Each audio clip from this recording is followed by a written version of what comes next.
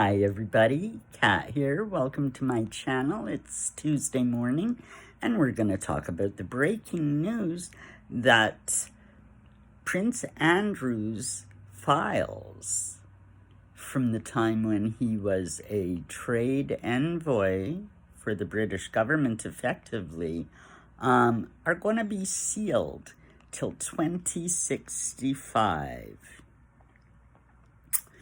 Now, this is nothing new for the royal family. They have the ability to, whether you've got freedom of information requests or whatever, they can hide their history from the public. There's no such thing as full disclosure when you're talking about the royal family. Now, let's just look at the whole situation with Andrew. Now, of course, we know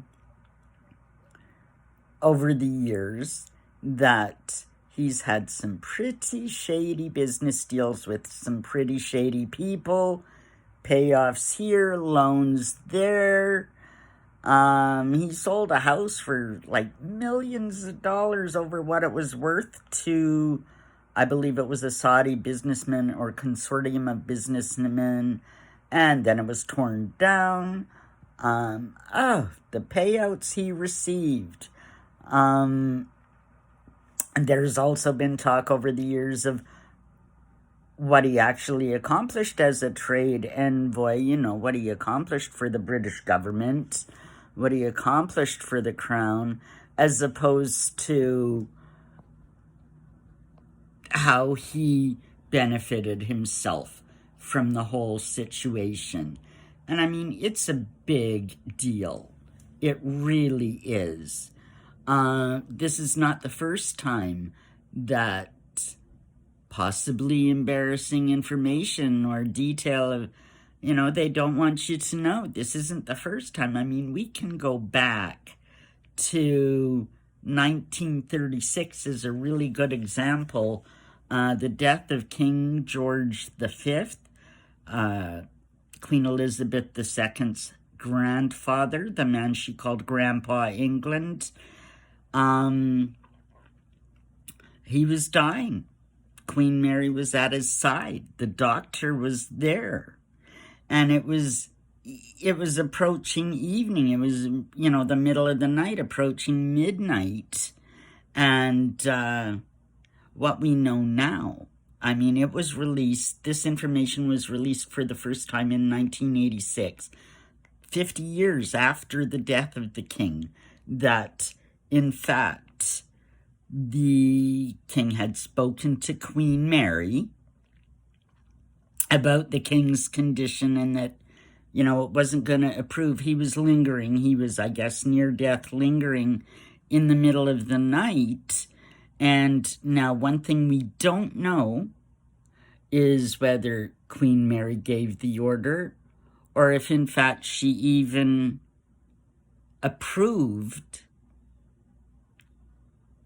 But we think she knew about it. What the doctor, in the interest of the public and da-di-da-di-da, between him and the Queen Mary, they decided that it would be better if the king passed overnight so that the death announcement would be ready for the morning papers, which were the main newspapers. If he lingered on and he died at 7 in the morning, it wouldn't make the morning papers. It would be the afternoon or the evening broadsheets that didn't have the same readership, the same amount of people. So it was, for public interest, publicity, the best coverage, the decision was made to perform an act of genocide, or not genocide, regicide. That's killing of a monarch, killing of a king. So the doctor originally, what we know, and this is from his diaries, this is from his notes that have been released that we know this. He originally told a nurse to administer a deadly dose of morphine and, oh, hang on, I've got it written here. I've got it down here somewhere. Morphine and cocaine. Here's a direct quote from the article. As he lay comatose on his deathbed in 1936, King George V was injected with fatal doses of morphine and cocaine to assure him a painless death in time, according to his physician's notes, for the announcement to be carried in the morning papers rather than the less appropriate evening journals. Now, did the Queen approve of this? Was this her plan? Was this strictly the doctor's plan? The nurse he asked to administer this deadly combo would not do it, so he did it himself. And that's just but one example of things being hidden. There's lots of other, well, for example, Prince Philip, when he died, his will is not made public. The Queen, when she died, her will has not been made public.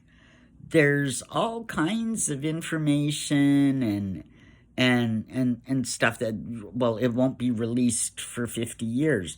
Basically guaranteeing that anybody alive now won't be around at the time that that information's available, so maybe the thread will be broken, thread will be lost. This is why, and I mean, there's lots of investigators investigating all aspects of the royals down through history to try to get an understanding of what's really going on, whether it's their finances, whether it's progenitor, whether it's, you know, any number of issues. They're blocked from accessing the information because the royals have a prerogative to be able to obfuscate, hide, and absolutely, you know, just hide away anything that they don't want you to know. Is it right? No, it's not right. Could information about Andrew be highly embarrassing and troublesome to the royal family? You betcha it could. Even if all it is just grift and shady deals, it's not a, you know, because you gotta know that while it was going on, the monarchy would know what was going on as well, and they kept it hidden then. And now that they are, you know, making a move to keep it hidden for, you know, basically, you know, for very, very long time, shows that they're, you know, complicit in wanting to keep these secrets. They don't want you to know. So, you know,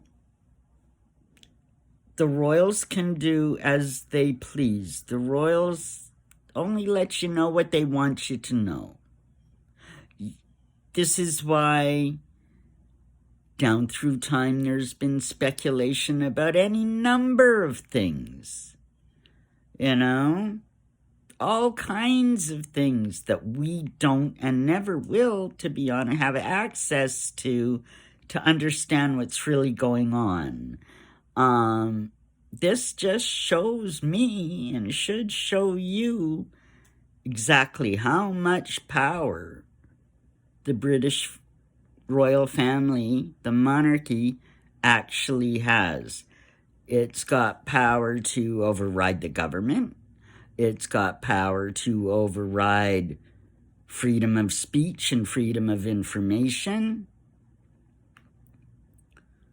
You don't get much more powerful than that, but as they say, oh, the royal family, They have no power. They're a tourist attraction. Their benefit is the tourism they bring to Britain. How they have fooled us. How they've fooled us. And it's time to realize that all is not what it seems, never has been, never will be, when you're talking about the British royal family. Have a great day, everybody. Like and subscribe. Leave me a comment. I'd love to hear what you're thinking. Have a great day. Bye-bye.